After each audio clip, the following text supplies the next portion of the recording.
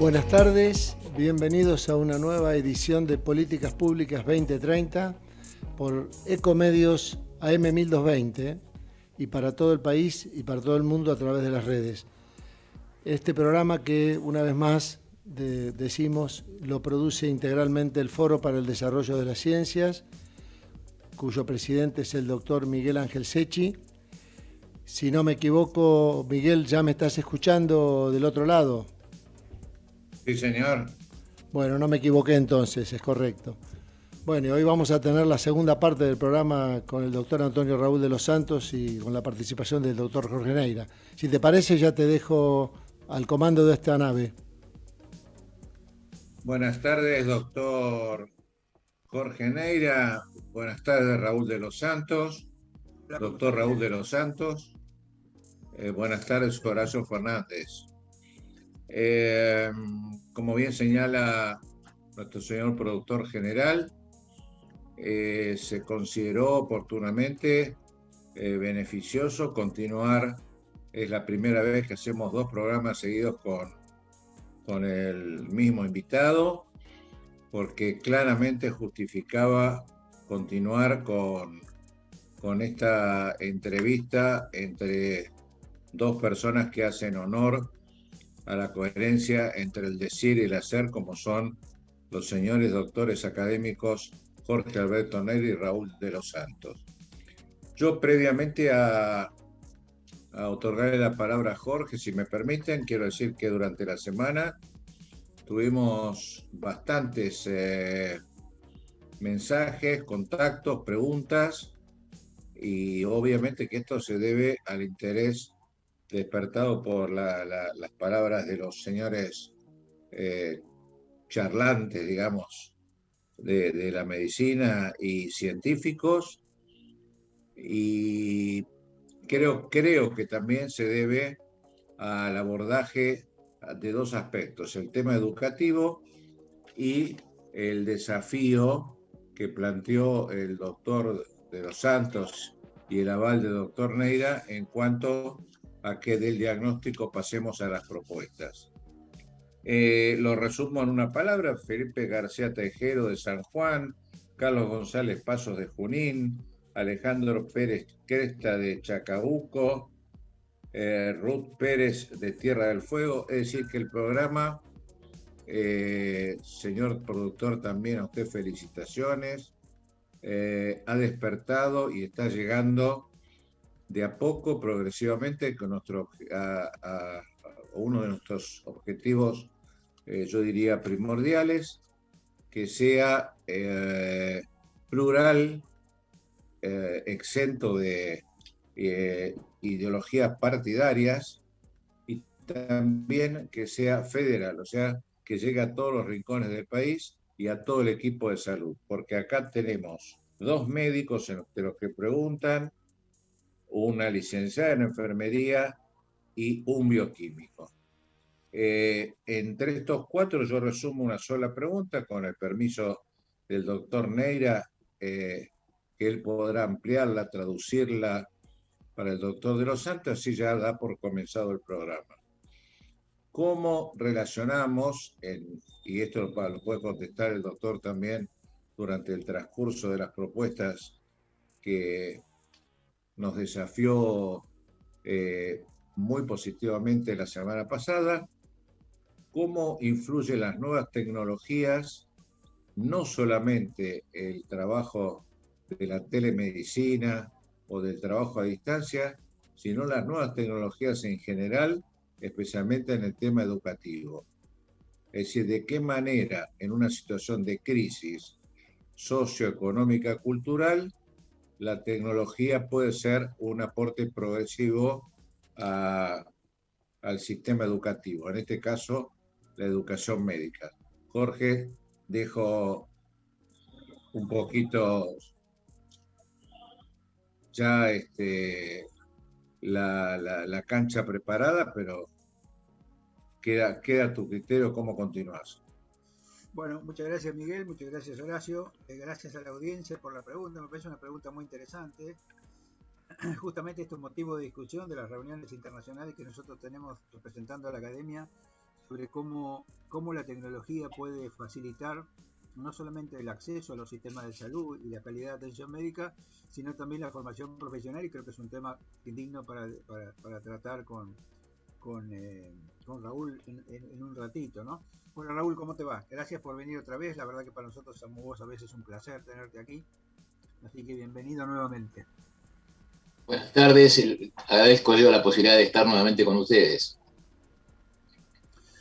Una de las cosas que queríamos empezar, digamos, después vamos a tocar el tema este de la tecnología porque me parece que es un tema trascendental, pero un poquito para ponerle marco a todo esto, estuve viendo el gráfico que te mandó Isabel Duré, actualizado a 2019 desde el 2007, y cuando uno ve la cantidad de ingresos a medicina, digamos, los ingresos a medicina del 2007 eran de 10.000 alumnos, y fue manteniéndose más o menos estable hasta el 2011, 2012, donde empieza a incrementarse, llega a 20.000 y sigue progresando, y en el año 2019 los ingresos fueron 31.000.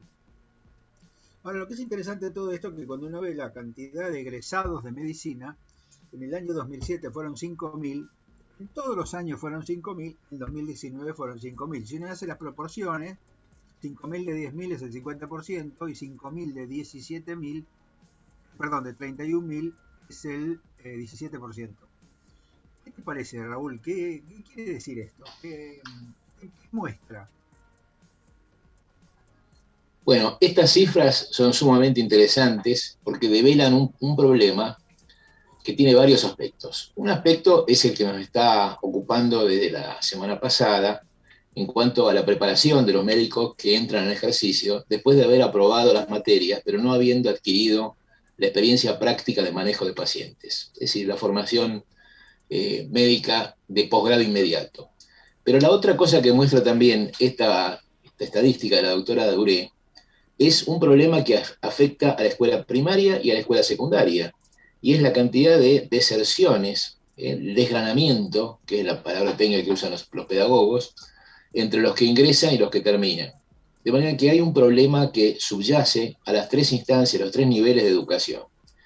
Yo aprovecho este foro que, con una gran razonabilidad, un gran sentido de la realidad, pone como límite 2030, no es una tarea inmediata, sino que es algo que lleva tiempo, que habría que ver en qué medida en todo este tiempo restituimos los daños que han sufrido las tres instancias, la enseñanza escolar y la preescolar, la enseñanza secundaria y la enseñanza universitaria. En cuanto a la enseñanza primaria, que podría parecer muy remota respecto a tu planteo de qué hacer con los médicos, con los graduados para formar los médicos, pero creo que como es una cadena de producción, una secuencia, si empieza mal, sigue mal y termina mal. De manera que la primaria sería la base de todo este sistema, en el cual habría que poner un gran esfuerzo para mejorar las condiciones de aprendizaje y de cursada de los alumnos. Y creo que si uno tuviera una sola posibilidad, una bala de plata en su revólver, habría que ponerla para mejorar la ponderación de la profesión de maestro en la opinión popular. Yo creo que, y esto lo digo no porque se me ocurra o porque tengo esa idea, sino porque la tomo de la experiencia de Finlandia, que con un problema parecido al nuestro, una educación muy mala, muy deficiente, muy por debajo de los países vecinos, trató de mejorar su posición y lo hizo mejorando la formación de los maestros, en tal grado que en Finlandia la profesión de maestro es elegida en segunda instancia, después de la de médico, entre los alumnos de mejor calificación en la formación de la universidad. Cuando uno ve cómo se trata a los maestros en nuestro ambiente, uno se da cuenta que realmente es una profesión que soporta una base importantísima de comienzo de la maduración de los alumnos y sin embargo no tiene el apoyo y el reconocimiento social. Y digo reconocimiento social más allá de la paga, del sueldo, porque si bien el sueldo es importante, siempre ha habido crisis en el pago de los maestros. Yo recuerdo en mi infancia, escuchaba entre mis tías y mi abuela docente siempre criticando el estatuto del maestro porque era exiguo el pago, pero ninguna se retiró de la profesión. Es decir, que en esa época había reconocimiento. Y el reconocimiento además es algo que viene desde la época de Sarmiento. porque las maestras que trajo Sarmiento fueron la base del desarrollo que cambió el número de analfabetos observados en el primer censo de 1869. De manera que yo creo que si tuviéramos una sola posibilidad en este medio tan difundido, que me pone muy contento, no por mí, sino porque veo que hay mucha gente interesada, si tuviéramos que hacer algo desde este punto, sería enfatizar la importancia trascendente del papel de los maestros y del desarrollo que tienen los chicos después de haber tenido una buena escuela preescolar y primaria. Como esto va en serie, en la secundaria pasa algo parecido. La secundaria tiene la cifra esa del 45% de graduados de los que ingresan, es repetida por todo el mundo. Desde el punto de vista de lo que nos interesa en la formación de los universitarios, en particular de los médicos, es que si los alumnos del secundario tienen registros en las pruebas por debajo de otros países latinoamericanos vecinos en cuanto a comprensión de texto y a conocimiento de matemáticas, es muy probable que en la Facultad de Medicina fracasen y se den esas cifras que tan interesante nos mandó la doctora Duré, que el número de alumnos ingresantes a las carreras de medicina que se han multiplicado y que seguramente en los próximos años serán más, porque las nuevas facultades tendrán ya egresados, va creciendo, pero no crece el número de graduados. Y entonces esa dificultad que traen del secundario va en serie con las dificultades que tienen en la comprensión de las materias que se dan en la facultad. Hay muchos docentes, y eso es moneda corriente, que se quejan porque sus alumnos no entienden lo que ellos explican en clase. El problema no es que no estudian, sino que le están explicando y no comprenden el sentido de algo que el docente hace fácil. De manera que me parece que la secuencia es mejorar la primaria y la preescolar, esa historia de los 1000 días tan importante, 1000 días que comienzan en el seno materno y terminan a los 2 años, mejorar la primaria, reconociendo que el instrumento más sensible para tocar y para mejorar, para lograr la mejoría, es mejorando la calificación de los maestros y la ponderación social. El secundario debe buscar algún tipo de actividades que interesen a los alumnos. Yo me he dedicado a hablar con padres de adolescentes y con adolescentes, y la razón que dan es unívoca. No les interesan las materias del secundario, lo que les dan en el colegio secundario, sino no alcanzan a interesarlos, a entusiasmarlos, a darles vivacidad al aprendizaje, y lo viven como una pesada carga que algunos la alivian desertando y otros repitiendo mecánicamente lo que dicen los libros sin entender y sin poder explicar. Y la universidad tiene algunas cosas que podemos conversar con vos más adelante, pero me parece que si uno tuviera una sola bala de plata, debiera ponerla en una formación profesional de los graduados. Es decir, un graduado es un joven, una persona mayor, en fin, es variable la edad, pero en general, digamos, se reciben entre los 25 y los 30 años, ha aprobado todas las materias, pero no es médico, porque el médico requiere un proceso de profesionalización que se adquiere en contacto en la práctica con pacientes y con problemas sociales y con problemas que no son solamente de enfermedad, sino que son problemas de tipo económico, problemas de ubicación social, problemas de desarrollo comunitario, etc. De manera que me parece que como planteo, yo haría esta primera promoción. Sí, quizás un tema interesante sería tomar los ejemplos de los colleges americanos, en el sentido de que hay como una escuela secundaria, una primera parte de la escuela secundaria que es la escuela secundaria clásica, y una segunda parte de la escuela secundaria que es la que prepararía al alumno para el ingreso a las universidades, ¿no? Y a mí me parece que esa función del college es una función interesante, porque una persona que aprueba el college sale con un PhD de algo, o sea, sale con un título un poco más avanzado de bachiller, sino algunos son bachilleres, por supuesto, pero algunos salen con algunos títulos como PhD en filosofía o en algunos temas que me parece que le dan una capacidad de comprensión mucho mayor y que le permitiría de alguna manera no aburrirse quizás con las materias que tiene, lo que podría incluir, por ejemplo, el CBC, digamos, ¿no?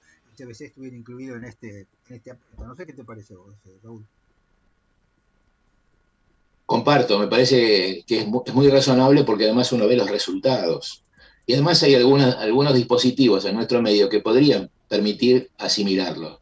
Y es que, con respecto a la carrera de medicina en particular, que es lo que nos ocupa en este momento, todas las carreras tienen un periodo formativo, que es un periodo llamado de nivelación de los conocimientos que traen de la enseñanza secundaria, y que se hace un poco en forma diletante, se hacen una cosa medio deportiva, sin mucha exigencia ni obligación, donde se mezclan materias formativas que ya debieron haber sido dadas, como por ejemplo Sociedad y Estado, que se debe enseñar en el secundario, no en el CBC, se renuevan, se actualizan en la presunción de que los alumnos no las traen. Y de hecho, muchos alumnos se enteran de cosas que no vieron en el secundario. Ese periodo habría que hacerlo con más seriedad. Y yo repito algo que dije en la reunión pasada y que no me cansaré de citar, el ejemplo de Eduardo de Robertis, una persona inteligentísima, una mente sobresaliente de la Argentina, que siendo un adolescente se dio cuenta que tenía que asegurarse el ingreso a la Facultad de Medicina y empezó a prepararse al comienzo del cuarto año del secundario. De manera que me parece que si uno aprovechara esa instancia del CBC en la UBA, pero el curso de ingreso que se hace en otras facultades, en otras carreras de medicina, y lo incorporara como parte del primer año, se podría ahorrar tiempo, porque se podría cortar la carrera en algún modo, y además estarían al tanto de la comprensión que les permitiría avanzar más fácilmente en ese año tan agresivo, tan desafiante que es el primer año, con los libros de anatomía, que no son los 4 tomos de Testio, pero son complejos, y que se compensan con la complejidad de la biología molecular, con la histología, con la ultraestructura. Una palabra chiquitita, y te pregunto si te parece bien esta orientación, una palabra chiquitita, cortita, sobre el tema de la tecnología. La tecnología es un instrumento, pero no es la solución. La clave, por lo menos la formación de un médico, es que el estudiante tenga un paradigma al cual asemejarse, un paradigma que le ayude a orientarse en la formación de la personalidad médica. El instrumento, la computadora, la biología, la tecnología de laboratorio es muy bueno, pero lo que lo forma es la conducta de un médico que se está mostrando como un paradigma a imitar. De manera que la tecnología, bienvenida, pero debe ser encuadrada en el punto que corresponde. Sí, yo agregaría que algunas cosas de la tecnología son beneficiosas en el sentido de que, digamos, una clase teórica o una clase, un taller se puede hacer desde el punto de vista de la tecnología. La tecnología permite además la simulación médica, la simulación de cualquier cosa. Se puede simular la comunicación, se puede simular una cirugía, se puede simular un procedimiento. Así que la simulación médica en cuanto a la curva de aprendizaje es algo que permite, digamos, la práctica clínica de la persona que se está formando. No solamente la que está formando, sino del que está formado y tiene que revalidar su especialidad, ¿no? Sin duda. Digamos, la simulación es una herramienta potente. Nuestro país tiene un buen desarrollo de simulación. Hay una sociedad argentina de simulación médica que es nuevita, pero que tiene un gran desarrollo, digamos, y hay bastantes centros de simulación a lo largo y a lo ancho del país, lo cual es interesante por el tema de que no es necesario venir a los grandes centros en Buenos Aires para poder hacer simulación, digamos, ¿no? Así que a mí me parece que en ese sentido la tecnología claramente es un avance, pero claro, no suple estar al lado de la cama del enfermo. Nosotros los intensivistas teníamos un invitado que venía siempre, nuestro amigo español, digamos, Benito. Él decía que el mejor método de monitoreo del paciente que está ventilado es la silla al lado de la cama del paciente, ¿no? Así como el cuadro de Sir John Fields, que es el médico, se llama The Doctor, que está el médico sentado al lado del paciente, mirando y pensando, ¿no? Y a mí me parece que este es el arte de la medicina que no se puede enseñar con la tecnología. No sé vos qué opinás. Totalmente de acuerdo. Junto con esa imagen que todos tenemos en el consultorio, en algún rinconcito, ese cuadro, cito la frase de Marañón. Marañón decía que el instrumento que más ayudó al progreso de la medicina es la silla, porque si uno se siente al lado del paciente y habla con él y lo mira y lo examina, la silla promovió el desarrollo. Tampoco es cuestión de volver a las etapas precoces de la medicina. Pero hay una figura que creo que es bastante ilustrativa, y es que si un cirujano de los años 30 resucitara y fuera a entrar a un quirófano, es probable que no sabría dónde pararse ni qué hacer con todos los aparatos y todas las luces que se prenden y se apagan. Si un aviador de los años 30 tuviera que comandar no digo este monstruo que está en Ezeiza, sino un avioncito de los comunes, tampoco podría manejarse con los controles que los aviones tienen. En cambio, si un docente de medicina de los años 30 volviera a nuestra facultad, lo haría perfectamente, porque se pondría al frente de un anfiteatro donde 100 o 200 alumnos escucharían con un cuaderno y un lápiz tomando apuntes, y eso es la demostración o la ejemplificación medio burlesca de algo que desgraciadamente ocurre, y es que muchas veces tenemos como sucedáneo de la enseñanza un aula con un docente que habla y alumnos que escuchan o no escuchan. Escuchan, pero no entienden. Y es lo que decía el doctor Escardó, que una clase era algo que pasaba por la boca del docente y el oído de los alumnos sin que ninguno de ellos entendiera nada. Eso lo decía Escardó y creo que algo de razón tenía. De manera que, si bien cambió la tecnología, no son aparatos solamente, sino que es otra vez usar los aparatos en un encuadre donde uno propende a la maduración del alumno, que es un alumno y tiene que transformarse en un profesional médico.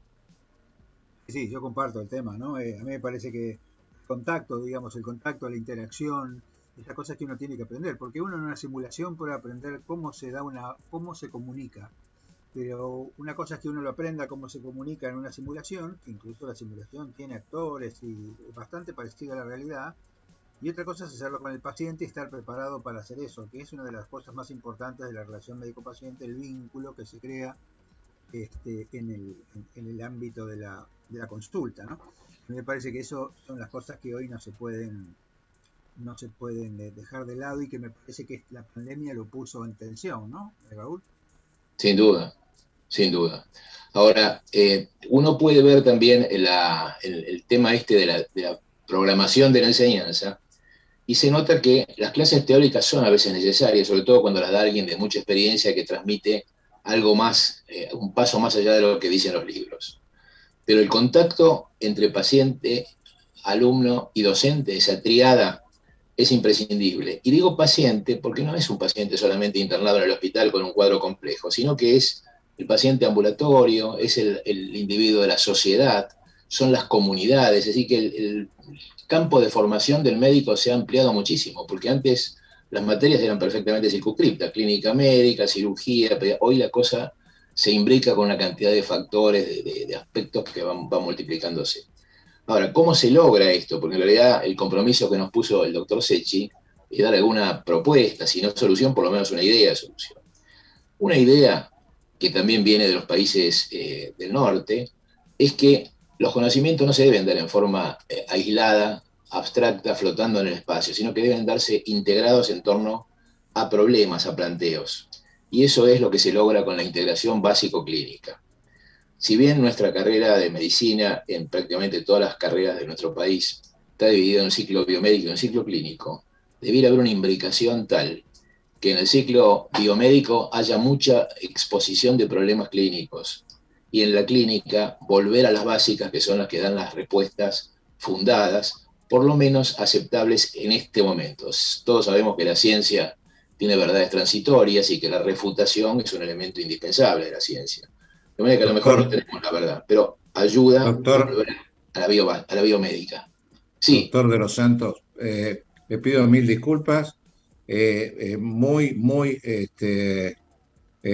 sintético, digamos, y directriz esto último que usted planteó, y lo invito a que lo desarrolle en la segunda parte del programa. ¿Qué le parece? Me parece perfecto, doctor Secchi. Muchas gracias. Y el desafío que yo le planteé fue idea suya en el programa anterior, y que todo el mundo lo tomó como muy positivo, repito, de salir de los tan reiterados diagnósticos para pasar al desafío del doctor Raúl de los Santos y Jorge Neira en cuanto a cómo avanzamos un poquito y salimos de situaciones que se reiteran y que no se plantean posibles soluciones. ¿Le parece bien? Si usted me permite, voy a usar un recurso que enseñaba Borges cuando daba sus clases en la Facultad de Filosofía.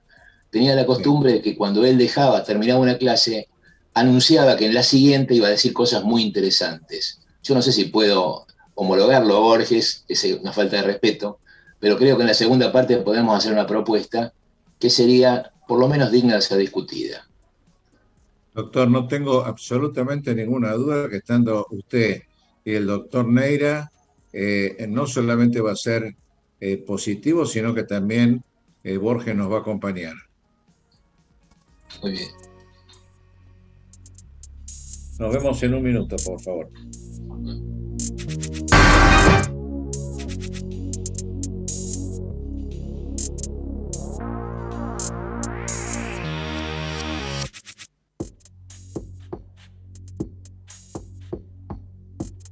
Ecomedios.com AM1220. Estamos con vos. Estamos en vos.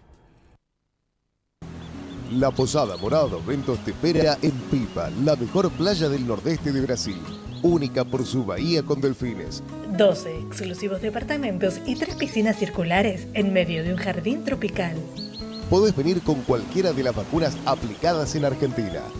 www.moradadosventos.com. Morada Dos Ventos, Pipa, el primer lugar cuando decidas viajar. Millones de ladrillos se transforman en viviendas.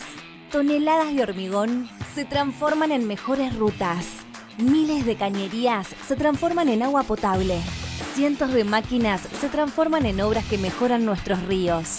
Renace la provincia con obras que transforman. Gobierno de la Provincia de Buenos Aires. Argentina trabaja por una nueva ley de discapacidad y es fundamental la participación de todas y todos. Súmate a las audiencias públicas o manda tus aportes y opiniones por mail. Toda la información en argentina.gov.ar/andis. Agencia Nacional de Discapacidad. Argentina Presidencia. Informate en ecomedios.com. Seguinos en TikTok, @ecomedios1220.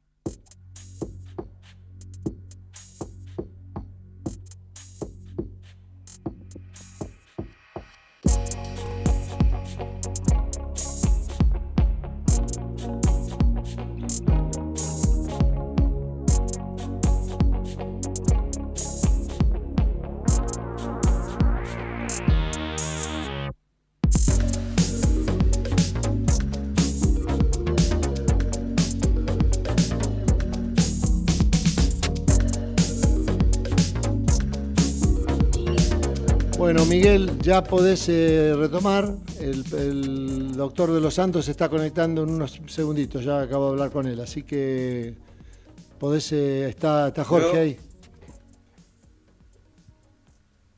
Creo que el doctor de los Santos cometió el error, entre comillas, de citar a Borges. Jorge Neira, creo que ahí le puedo hacer dar una continuidad a esta próxima media hora, a ver si le agrega algo respecto a lo dicho por Jorge Luis Borges. Hay una anécdota muy graciosa de Borges, que estaba dando clase en la Facultad de Filosofía y Letras y había una huelga de estudiantes. Entonces él estaba dando la charla y entran un representante del grupo de estudiantes y le dice que que tenía que terminar con la clase porque estaban en huelga y no se podía seguir con las actividades, y él le dijo, bueno, no, yo voy a seguir porque quiero terminar mi clase. Entonces le dicen, bueno, si usted sigue le apagamos la luz. Y entonces él dijo, usted no se preocupe porque yo he tomado la precaución de ser ciego, ¿no? Como decir, yo voy a seguir dando la clase. Es maravilloso, porque eso tiene que ver con la rapidez que tenía Borges. Y quizás la cosa más interesante que tenía Borges es lo que genera en el lector, ¿no? Hoy hablaba Raúl de las bases del ciclo básico y del ciclo clínico, que es lo clásico de la medicina, ¿no? Que hay un ciclo básico donde uno aprende las bases fisiopatológicas de la medicina, entre comillas, y después va al ciclo clínico donde aprende los aspectos clínicos de los pacientes. Sin embargo, ambas cosas están imbricadas. Y yo siempre me hace pensar, digamos, cuando yo empecé a leer a Borges, ustedes vieron que cuando uno hace el secundario, en general el secundario, uno empieza literatura española y empieza por el Cantar del Mío Cid. Y en la mitad del Cantar del Mío Cid uno tiene la sensación de decir que estoy leyendo, y estábamos hablando de Borges, digamos, y lo que significa Borges en cuanto a la lectura de lo clásico, ¿no? pero que es a partir de Borges. Cuando uno empieza a leer a Borges, como vuelve para atrás a las bases, yo hacía la correlación entre el ciclo básico y el ciclo clínico, ¿no? Que es que cuando vos estás en el ciclo clínico necesitas aspectos del ciclo básico para entender lo que estás haciendo. Y que en realidad, digamos, yo volví a leer el poema del Miocid y volví a leer, qué sé yo, la Jerusalén liberada y el Orlando furioso, gracias a Borges. Porque la lectura de Borges hace que uno relea de otra manera lo que debía haber leído, digamos, como inicio, cosa que hace repensar cómo se debe dar la educación. Si la educación no sería empezar a leer lo actual y a través de lo actual lo pasado. Pero volviendo al tema que estábamos hablando, que vos hablabas, Raúl, la persona, esos 5.000 médicos que se reciben por año, terminan la carrera, hacen el internado rotatorio, y recibe una matrícula. ¿Para qué lo habilita la matrícula, Raúl? La matrícula lo habilita para ejercer, para presentarse como médico solamente en el distrito donde se ha matriculado. Los que se anotan en el Ministerio de Salud de la Nación pueden hacerlo en la capital federal, pero si quieren trabajar en una provincia, tienen que volver a hacerlo en la provincia respectiva. Con el agravante de que en la provincia de Buenos Aires hay 10 distritos, de manera que habría que hacerlo en 10 lugares distintos. De manera que me parece que estos son dispositivos que fueron gestándose de acuerdo a necesidades circunstanciales. Hay una cantidad de leyes de orden nacional que complican un poco las modificaciones que uno pueda sugerir, pero en el fondo me parece que para un médico, un alumno que aprobó todas las materias y quiere ser médico, tiene que haber una formación en terreno para la que en el mundo occidental el mejor dispositivo es la residencia. Hay otro dispositivo que son escasos y que son exitosos, son los que tienen los familiares médicos. Uno ve que es muy común que en nuestra profesión los hijos de los médicos elijan la profesión médica como su papá, y no solo la profesión, la especialidad y la subespecialidad. Entonces, yo muchas veces he tenido que orientar a alumnos acerca de dónde hacer las prácticas o dónde anotarse en la unidad hospitalaria. Si en hospitales muy prácticos, de mucha tormenta, de mucha sangre que corre, mucho balazo, mucho accidente, pero pocos docentes, o bien hospitales con muchos docentes muy jerarquizados, pero con muchísimos alumnos y pocos pacientes. Estoy hablando de mi querido Hospital de Clínicas. Y el consejo que les doy es que los que tienen un familiar médico que los pueda ir labrando, los pueda ir elaborando en la maduración de profesional, vayan a un lugar donde haya buenas clases teóricas. Pero los que no tengan eso, que vayan a un hospital de sangre donde la realidad se encarga de enseñar. Ahora, la enseñanza estructurada, orgánica, con supervisión, con responsabilidad progresiva, con evaluaciones periódicas y promociones periódicas, estoy definiendo las características de las residencias. Y en esto vuelvo a lo que dijiste al principio. Si bien el número de alumnos cursantes de la carrera de medicina en el país ha crecido y va a seguir creciendo en función de las nuevas carreras, el número de egresados se mantiene alrededor de 5.000. De manera que habría que pensar en la parábola bíblica de los panes y los peces, de dar comida a 5.000 graduados. Claro.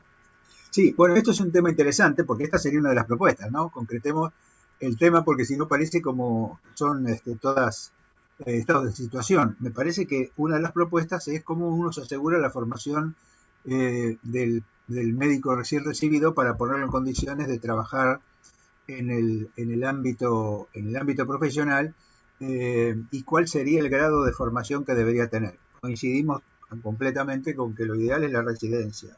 ¿Existe la cantidad de vacantes de primer año de residencia como para absorber a todos los egresados por año? En realidad no se sabe muy bien cuántas vacantes hay, y además la pregunta más crítica es la calidad, la acreditación de esos espacios de formación. Pero yo siempre, cuando se plantea esto, tengo un latiguillo que digo que es mejor mala madre que no madre. Es mejor hacer una mala residencia en un sanatorio donde los dueños lo toman como mano de obra barata, que no hacer nada. Porque creo que la realidad de la problemática del paciente y su ámbito social, su problemática familiar, etcétera, son ya instrumentos, son programas de aprendizaje que el alumno va a aquilatar si es que es reflexivo y piensa. Ahora, habría que acreditar los lugares y estar seguro que hay 5.000 lugares para residentes de primer año, porque eso sería un cambio cualitativo extraordinario en la Argentina. Y además esto no es una cosa que a uno se le ocurre porque es limitacionista o porque quiere poner un tope o no quiere tener tanta competencia como médico, sino que es un poco lo que pasa en España, donde los licenciados, los que terminan todas las materias, reciben un diploma que dice licenciado, pero no le permite trabajar. Para trabajar como médico, ya no licenciado, sino médico, tiene que hacer una residencia obligatoriamente. Los que no la hacen tienen tareas muy importantes, pero distintas a las de los médicos, como tareas de gestión administrativa, como controles de seguros, etcétera, etcétera. Es decir, para ser médico hay que hacer una residencia y hay un documento que se puede consultar sobre el MIR, médico interno residente, donde están todos los puntos que el residente debe cumplir. Ese me parece que sería un modelo parecido al que se podría adoptar en Argentina si llegáramos a un acuerdo de las diversas instancias profesionales, gremiales, políticas, económicas, etcétera, que son los problemas que tenemos que resolver. Esto sería, Raúl, digamos, la opción de máxima, ¿no? La opción de máxima, porque para esto quizás uno debería plantearse cuánto tiene que durar la carrera de medicina y qué se hace con el internado rotatorio. Digamos, uno piensa que una residencia 3-4 años casi seguro le va a llevar, digamos, a quien lo hace. La ventaja de la residencia es que no te podés atrasar. Es muy raro que el residente que empieza con la visa Tergo se retrase, digamos, ¿no? Porque el mismo envión lo hace terminar con su residencia. Yo, cuando era jefe de residentes o cuando fui instructor de residentes, uno veía que había algunos que tenían más dificultades que otros, pero todos finalmente, con algún esfuerzo más, con algún esfuerzo menos, con la colaboración de los compañeros, terminaba con la residencia, terminaba en tiempo y forma. Esta sería la opción de máxima. ¿Vos crees que es posible acortar la carrera de medicina y quitar el internado rotatorio con las universidades, digamos, trabajar tanto en la pública como en la privada como para consensuar este tema? Bueno, recién dijiste una cosa de pasada, pero me parece muy importante, y es que el residente aprende en colaboración con sus compañeros. Claro. Y esa es la razón por la cual no se atrasan, porque los compañeros le van haciendo de marcapaso y le ayudan a progresar, a pesar de que no todos al principio tienen las mismas atribuciones, las mismas capacidades. Ahora, el problema que habría que resolver, si bien esto sería la bandera detrás de la cual uno debiera encolumnarse, la bandera de la residencia para todo el mundo, es que hay que tocar múltiples intereses, entre otros el acortamiento de las carreras. Y el acortamiento de las carreras tiene algunas vertientes que son de tipo más pedestre, como por ejemplo cuestiones económicas, pero además también hay carga horaria que tiene la famosa 13-14.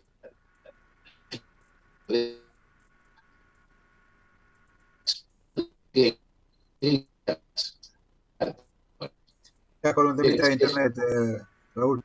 Ahora ¿Perdón? sí. Lo que estabas con un temita de internet, pero ahora parece que se resolvió. Sí, a lo mejor el problemita fue... Estabas hablando de la 13-14.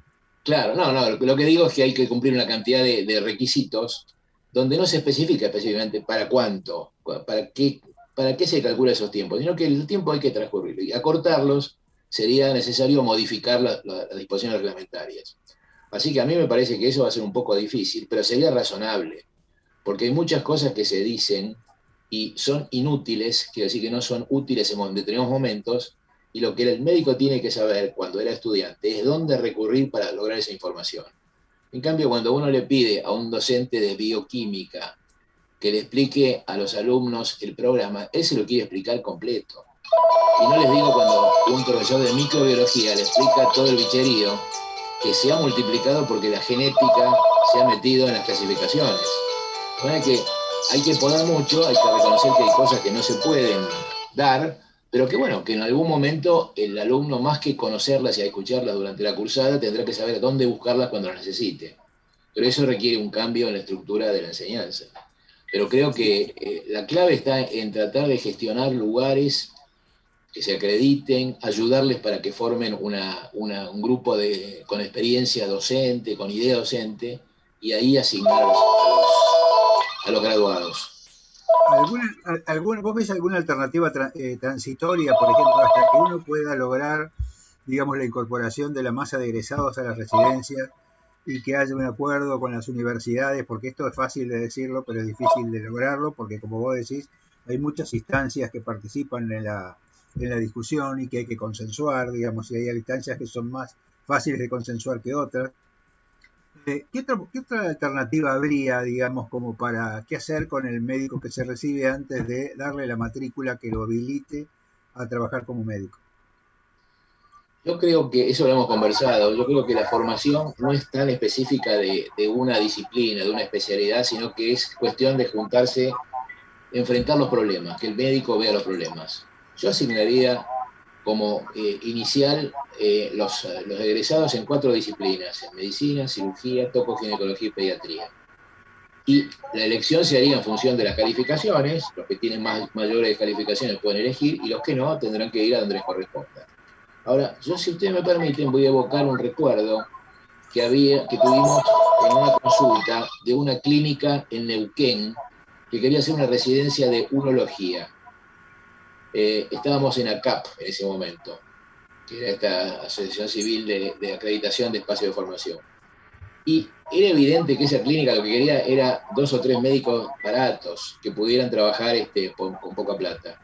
Pero de todas maneras, viendo las intenciones del que estaba entusiasmado con la residencia y era la persona buena, digamos, esa idea germinó y se hizo una residencia. De manera que habría que buscar los lugares con tiempo, y esa es la ventaja del doctor Secchi, que se ha puesto como plazo el 30. De manera que habría que empezar a trabajar hoy a la tarde, pero con la idea de que es una cosa factible, aumentar el número de vacantes y que sean fructíferas, porque, ojo, que le vamos a retardar el comienzo de la vida productiva desde el punto de vista económico a 5.000 alumnos por año.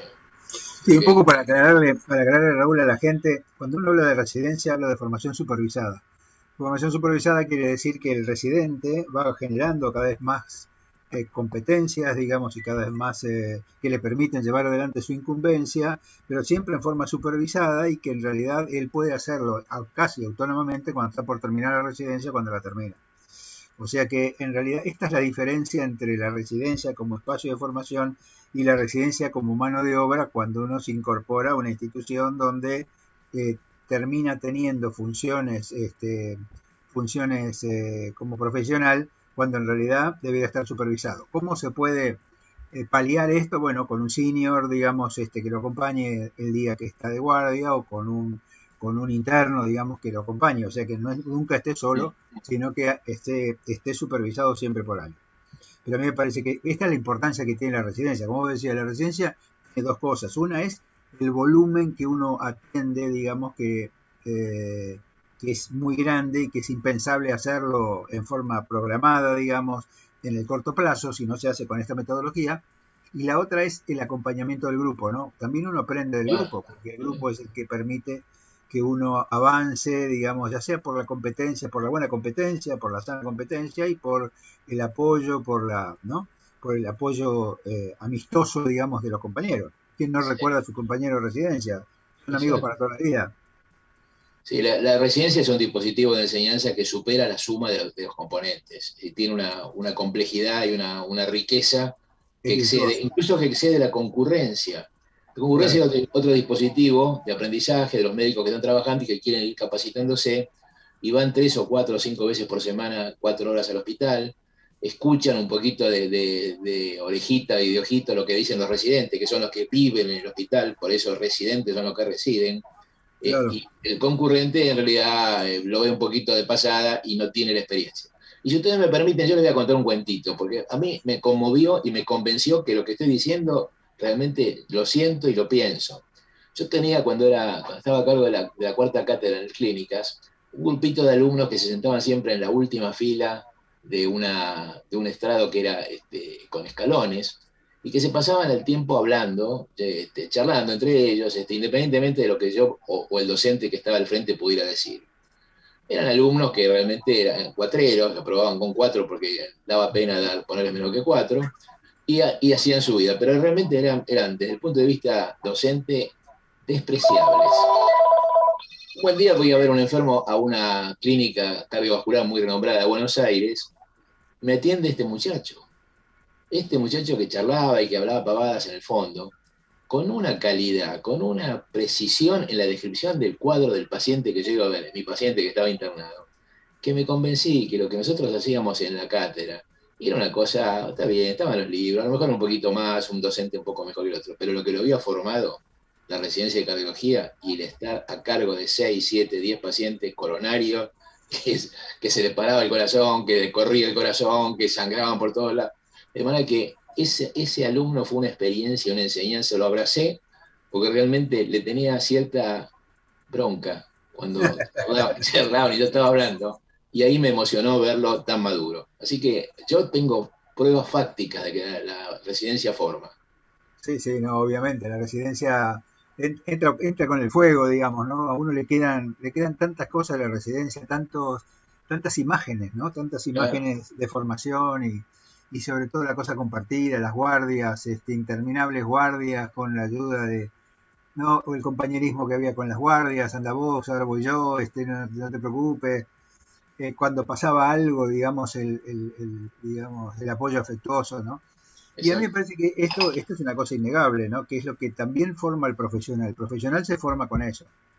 Independiente de que uno tiene que guiar dentro de la residencia, yo creo que la residencia hoy adolece de algo importante, que es que las residencias no tienen desarrollados los aspectos humanísticos de la profesión médica y que me parece que hay que incorporarlos. En eso estamos trabajando en el Consejo con alguna de cómo se puede hacer a través de las residencias la incorporación de estos temas humanos, digamos, de humanísticos en la carrera como una cosa más, bueno, vos participaste también del curso.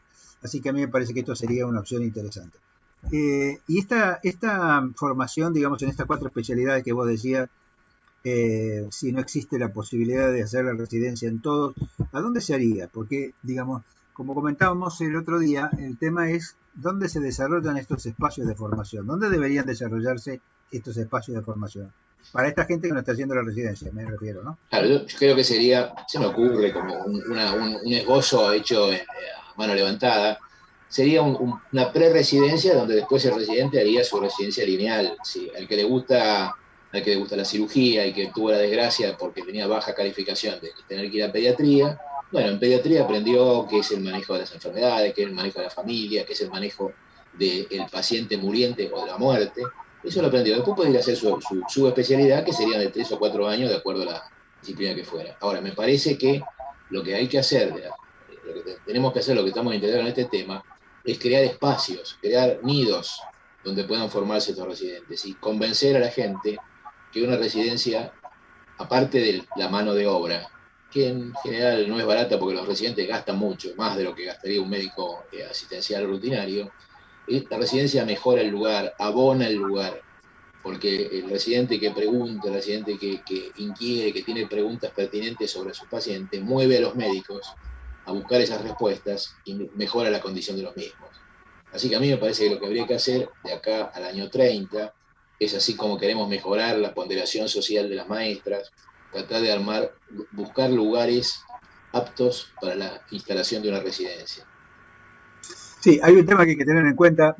Yo tengo un dato extraoficial del que te voy a decir, porque no lo sé exactamente, nunca lo he visto en ningún lado, pero siempre se ha comentado, que es que de los no sé cuántos médicos hay ahora, pero había 160.000 en el 2019, en todo el país. Esto da 3.88 médicos por cada 1.000 habitantes. Claro, sí. Que es una cifra habitual, digamos, habitual alta, digamos, ¿no? No es Cuba, no es los países que tienen, no es el Reino Unido, pero más o menos está, digamos, en la misma proporción que Uruguay. El problema es que hay 4 médicos por cada 1.000 habitantes, pero hay menos enfermeras que médicos, y este es el grave problema. Pero lo que te quería comentar es que aparentemente un 40% de estos médicos no tienen especialidad. Quiere decir que casi un 50.000 médicos no tienen ningún tipo de especialidad. ¿Cómo sería? ¿Qué habría que hacer con esta gente, digamos? ¿Cómo se podría empezar a pensar, digamos, en ver si se puede hacer algo con estos profesionales que no tienen ningún tipo de formación formal? Vale la redundancia. A mí me parece que uno de los problemas que hay con esa cifra que siempre se repite, y es que hay 4 médicos cada 100.000 habitantes y que a Argentina le sobran médicos y le faltan enfermeras, es que en realidad es una falacia, porque le sobran en los centros económicamente poderosos, pero hay médicos, hay zonas que no tienen un médico en cientos de kilómetros a la redonda, y los que lo tienen el riesgo de que ese médico, cuando pueda, se escape y vuelve a su ciudad universitaria o a una ciudad más compleja desde el punto de vista económico y social. Así que a mí me parece que esa es una solución que tienen que dar los estados. Y en esto pongo el Estado Nacional o los estados provinciales. Y en esto pongo el ejemplo del hospital de Comodoro Rivadavia, que yo visité. Además, fue la primera búsqueda que hice cuando estaba saliendo de la residencia. Con mi peculio, me pagué el viaje y la estadía. Pero ese hospital era un norte en ese momento, porque tenía una gran proyección, un hospital muy bonito. Se invitó a los mejores residentes de la época para ser jefe de servicio, y al poco tiempo esos jefes de servicio se volvieron con el caballo cansado a Buenos Aires, y puedo decir los nombres, no los voy a decir por prudencia, pero quiénes fueron los que volvieron, porque realmente no se cumplió lo que ellos esperaban. Y es que, en realidad, en ese momento, en Comodoro Rivadavia había una frase durísima que decía que el mejor médico era Aerolíneas Argentinas. Sí, claro. Irse a otro lugar. De manera que el problema es la distribución. No solamente cuestión del pago, sino que haya un dispositivo de capacitación del médico y atención de su familia, que haya un colegio secundario para mandar a los chicos. Es un tema de desarrollo social en Argentina, y no simplemente un tema de distribuir a los médicos como si fuera un tablero de ajedrez, poner la dama o el caballo en un casillero y la torre en la otra. Sí, hoy teniendo en cuenta la tecnología, como decía la audiencia, la gente que había participado en la audiencia, cómo puede colaborar la tecnología, hoy la tecnología permite que esa gente no esté tan aislada como en otras épocas, ¿no? Seguro. Yo tuve también la experiencia de Comodoro, yo tengo muchos amigos en Neuquén que hicieron el programa de Neuquén, era muy bueno también, y sigue siendo con sus cosas, con sus altibajos, como son los altibajos de todo lo público en nuestro país. A mí me parece que no deja de ser un modelo a imitar, el modelo de Neuquén, eventualmente parte del modelo de Chubut, pero a mí me parece que esto que vos decís, digamos, me parece que hay que pensar también en términos del salario, cómo debería ser el salario, ¿no? Uno debería construir un salario del profesional teniendo en cuenta no solamente su salario como profesional, como profesional liberal, por así decirlo, sino además con algunas características que tienen que ver con la profesión. Por ejemplo, si la profesión es una profesión crítica, debería tener una diferencia, porque es una profesión que exige un esfuerzo mayor. Si a vos te mandan a un lugar austero, que es un lugar donde vos tenés poco rédito, pocos elementos, no solamente tendrías que tener una recompensación salarial, sino además alguna ventaja en cuanto a tu crecimiento como los militares. Vos te acordás que en la época, no sé si será ahora, pero en la época que yo estaba estudiando, digamos, el militar que se iba a la cordillera, cada 2 años que hacía le valían como 5, y después, bueno, avanzaba más rápido. En fin, me parece que estas cosas hay que empezar a pensarlas, y si bien no es función nuestra el tema del salario, sí es función nuestra asesorar a los que defienden el salario en estas cosas. Porque, por ejemplo, parte de lo que significa la profesión médica debería estar incorporada en el salario, como por ejemplo el lucro cesante para hacer los cursos. Y además quizás el tercer pagador tendría que encargarse de alguna parte pequeña, aunque sea, de esta formación. No sé vos qué pensás. Exactamente lo mismo. Yo creo que hay que reconocer el sacrificio, dicho entre comillas, de alguien que está en una zona más agreste y que tiene que tener los recursos para defenderse. Y además hay que pensar que el médico es el médico y de su familia. El gran problema no era tanto el médico que podía estar contento sacrificándose en el hospital de Comodoro, sino qué hacer con los chicos, qué hacer con la mujer que le pedía algún tipo de vida social más activa, y que por consiguiente es un sacrificio que debe ser reconocido. En nuestra cultura occidental, una forma de reconocer es el dinero, pero no la única, sino que eso debe darle puntos para después hacer tipo de cursos o viajes a congresos, en fin, tipo de remuneración que aprecie el esfuerzo que significa estar en zonas inhóspitas. Fíjate que el otro día estábamos con Miguel en la comisión asesora de salud con los asesores de la Comisión de Salud del Senado, y una de las cosas que se planteó, digamos, es trabajar en las condiciones laborales del médico, que incluye lo que vos decías, porque la condición laboral del médico no es solamente el salario, sino que tenga una condición que le permita hacer su profesión dignamente y ser acompañado por su familia. Bueno, me están diciendo que tenemos que ir cerrando. Un cierre, Miguel, Raúl. 2 palabras de cómo seguimos. Bueno, yo creo que primero este espacio en el cual hemos podido hablar y expresarnos libremente en lo que nosotros pensamos y sentimos es un gran aporte. Y lo que hay que hacer es tratar de profundizar las líneas que planteamos. Hay que tratar de conseguir cómo solucionar el problema de formación de médico, la formación La residencia es un sistema, pero no es el único, y habrá que ver cómo se complementa, y darse cuenta que hay una secuencia de formación desde el vientre del chico, de la madre que tiene su bebé y que vive sus primeros 1000 días, hasta que se gradúa de médico. Toda esa secuencia formativa, educativa, ha sufrido las consecuencias de la pandemia y las consecuencias del Estado argentino, independientemente de la pandemia o su manejo. Y son todos eslabones de la cadena que deben ser reforzados, porque la cadena tiene la resistencia de su eslabón más débil. Y justamente cuando falla uno de ellos, todos los demás fallan. Ese sería Doctor, me están haciendo el corte. Doctor Raúl de los Santos, doctor Jorge Neira, si le parece, nosotros le hacemos llegar al doctor Raúl de los Santos una invitación probablemente para la primera semana de agosto, si su agenda lo permite, y continuamos con estos temas. ¿Le parece bien, doctor de los Santos? Yo creo que agradezco muchísimo y digo una palabra más. La palabra es gracias. Pero me parece que tenemos que pasar ya a los hechos, y a lo mejor en agosto tendremos que contar alguna cosa que conseguimos o que hicimos. Correcto, correcto. Muchísimas gracias a todos, un fuerte abrazo, y yo creo que usted abrazó al cuatrero tanto porque él había progresado, pero también porque sus pacientes estaban bien.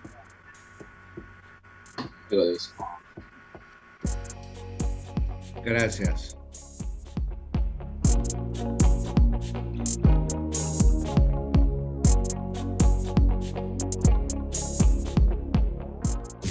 Desde Buenos Aires, transmite LRI 224, AM 1220, Ecomedios.